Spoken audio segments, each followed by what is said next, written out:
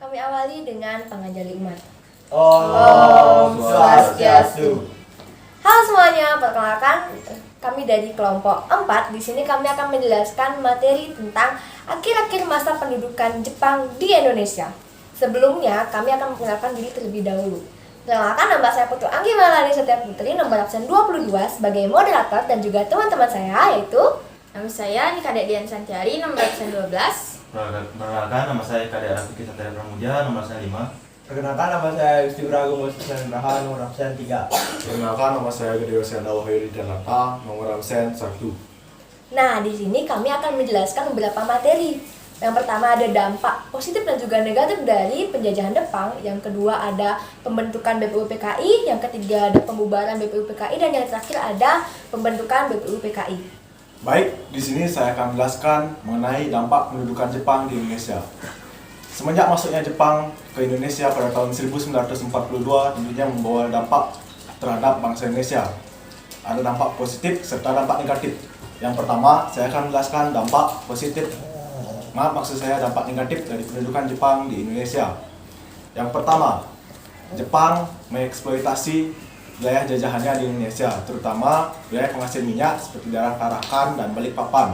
Tujuan Jepang melakukan eksploitasi wilayah terhadap daerah penghasil minyak yaitu tidak lain untuk melanjutkan ofensifnya ke wilayah lain. Lalu yang kedua, Jepang memaksa petani untuk menyerahkan hasil panen. Yang ketiga, Jepang melakukan sistem kerja paksa atau yang bisa disebut sebagai Romusa. Baik, yang kedua di sini saya akan menjelaskan dampak positif penjajahan Jepang di Indonesia. Yang pertama, masyarakat Indonesia berkesempatan untuk mempelajari hal-hal berbau militer seperti organisasi PETA, EIHO, dan Kujinkai. Kemudian yang kedua, dunia perfilman semakin terorganisir di Indonesia. Yang ketiga, pelarangan penggunaan bahasa Belanda dalam pemerintahan dan acara resmi. Kemudian yang keempat, bahasa Indonesia dapat digunakan dalam acara resmi pemerintahan, sekolah, dan lain-lain.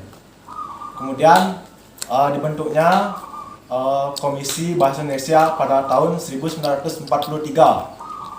Dan yang terakhir, Jepang mendirikan koperasi sehingga memberikan kesempatan bagi masyarakat Indonesia untuk menabung.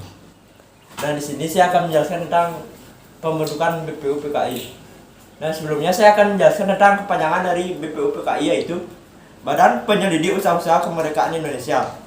Nah, terbentuknya BPUPKI ini pada tanggal 28 Mei 1945. Dan pada 29 April 1945 diumumkan susunan keanggotaan BPUPKI dengan Dr. KRT Rajiman Wedyo Diningrat sebagai ketuanya, yang dibantu dua orang wakil ketua yaitu Ichiban Gase dan RP Suruso. Nah, menyelidiki hal yang dibutuhkan untuk kemerdekaan Indonesia, yaitu Jepang membentuk organisasi BPUPKI. Nah, dan lokasi peresmian BPUPKI ini berlokasi di Gedung Chusangin di Jalan Pejambon yang sekarang sudah menjadi gedung Departemen Luar Negeri. Nah, di sini saya akan menjelaskan sidang-sidang BPUPKI dan apa saja yang dibahas. Sebelumnya, BPUPKI telah melaksanakan 2 sidang. Yang pertama dilaksanakan pada tanggal 29 Mei hingga 1 Juni 1945. Hal yang dibahas pada sidang pertama BPUPKI yaitu perumusan dasar negara Indonesia. Lalu sidang kedua BPUPKI dimulai pada tanggal 10 hingga 17 Juli 1945.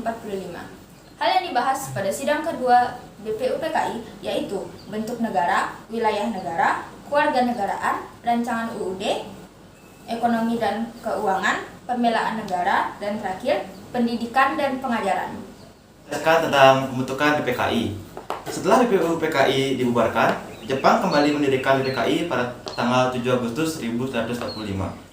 Singkatnya, pada tanggal 8 Agustus 1945, Insinyur Soekarno, Muhammad Atta, dan Dr. KRT Rajiman Widyaningrat berangkat menemui Jenderal Besar Terauchi Saiko Sirikan di Saigon.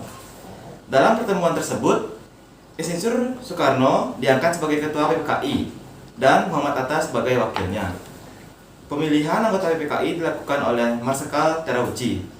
Anggota PPKI berjumlah 21 orang yang dipilih tak hanya terbatas pada wakil-wakil dari Jawa, tetapi juga berbagai pulau.